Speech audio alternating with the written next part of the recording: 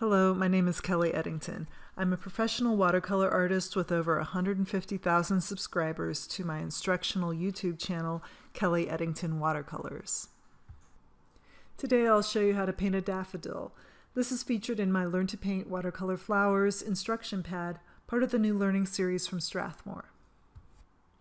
Daffodils are underrated, but I love their sunny yellow color, especially after a long winter. This daffodil is such a strong yellow that I'm going to skip Wet into Wet's water step. Instead, I'll simply paint each petal with the brightest, purest yellow I have, which is cadmium yellow light. As it dries, I'll add some shadows where I see them using a thin mixture of blue, yellow, and reddish brown. Those first petals have had some time to dry, so I'm going to continue adding petals and their shadows. A bud is on the right side of the picture.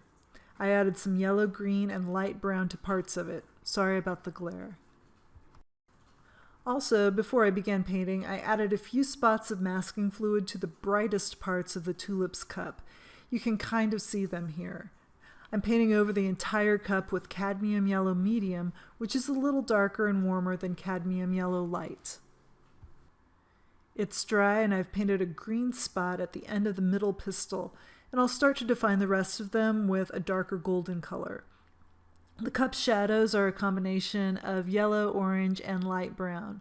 I'm using the same colors on the outside of the cup and also its interior. I'm creating a sort of stripy effect with a larger brush. By now my daffodil looks way too yellow. I'll create some depth with more intense shadows. For the petals, I'll use the same shadow colors as the ones I worked with on the cup. I've added some green to that mixture. This daffodil has some deep shadows that I've attempted to paint here. Yellow shadows are difficult to mix, and you have to be nervy when you apply them. I never feel comfortable painting a shadow over such a cheerful color, and I probably could have made some of mine darker here. I've added some purple into the gold mixture, and I'm using it to further define some of the shapes inside the cup. Don't just outline everything. Look where the shadows are and paint those. And again, be brave about adding the darks.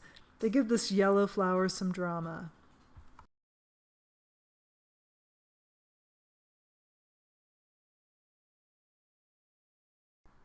I'm going to go ahead and pump up some of the shadows on the petals with this color too.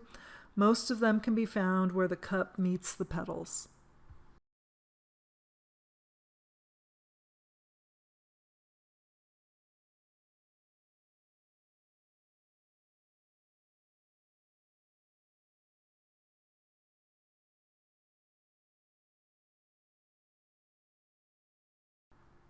Don't forget about the bud.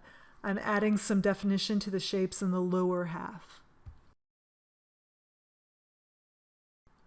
Remove the masking fluid and paint those areas a bright, pure yellow.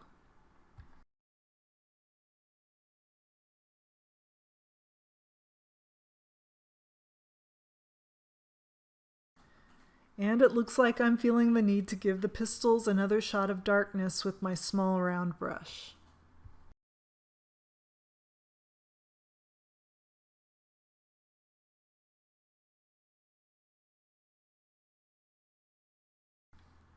I'm doing the same thing with the petals, and with that I should be about done with the flower.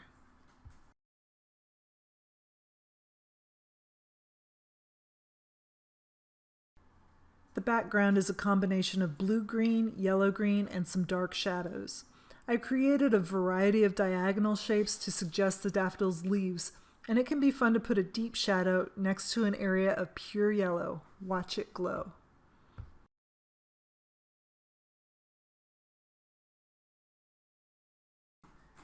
The top edge of this painting is pretty dark, and I'm using a combination of my deepest colors here and there, and I'm continuing them into the lower section. You've probably noticed that watercolors tend to fade after they dry, and that's happening with this background. While this can be annoying to a painter, it's kind of a nice safety device. It keeps you from getting too dark at first. You can always go darker with watercolor, but getting lighter is a chore, and it's almost as if the paint wants to help you avoid future hassles.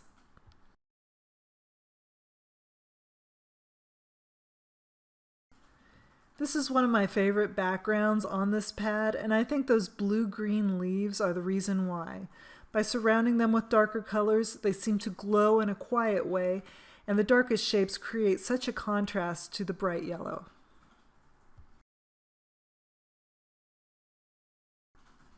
I hope you enjoyed learning how to paint this daffodil. Check out the other video tutorials from my Learn to Paint Watercolor Flowers pad to learn even more watercolor painting techniques. And you can go to strathmorelearning.com to discover other Strathmore Learning Series products that I think you'll enjoy. Thanks for watching.